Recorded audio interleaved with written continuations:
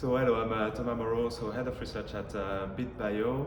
I think cellular reprogramming, the manipulation of cell identity using transcription factors has become a very exciting and active field in modern biology. So we're glad at bit.bio to be specialized in doing so.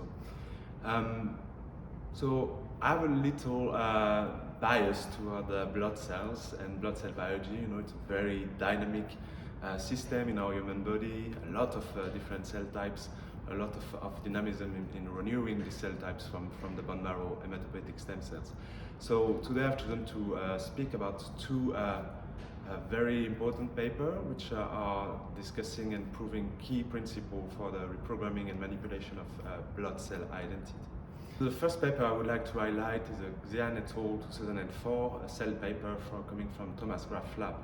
So what the authors have shown is that by cellular reprogramming they were able to turn one blood cell into another blood cell, to manipulate the blood identity inside the blood system. So the authors have overexpressed the transcription factors called CABP beta and demonstrated that in conjunction with another transcription factors called SP1, they were able to turn B cells, which are the cells producing antibodies in your system, into macrophages, which are classically the cells cleaning up your tissues. So that's really the first demonstration that you could manipulate and change, reprogram blood cell identities using transcription factors. So I think it's a very important paper for that reason. And the second paper I would like to highlight is Sugimura 2017, so most recent paper from the Q Daley lab published in Nature. So this one is particularly important because it demonstrated that by cellular reprogramming you could turn a human pluripotent stem cells into another very important stem cell, which is the hematopoietic stem cells. So hematopoietic stem cells are really at the root of the hematopoietic tree.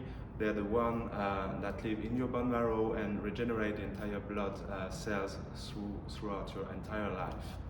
It's a cell type which is very, very difficult to achieve in vitro from pluripotent stem cells. So the authors here have shown that screening 26 transcription factors, they identify a combination of 7 transcription factors, which by the way is probably one of the highest order transcription factors combination used in the field so far, to turn pluripotent stem cells into hematopoietic stem cells like cells which could engraft animals and regenerate the entire blood system of these animals, every blood cell type.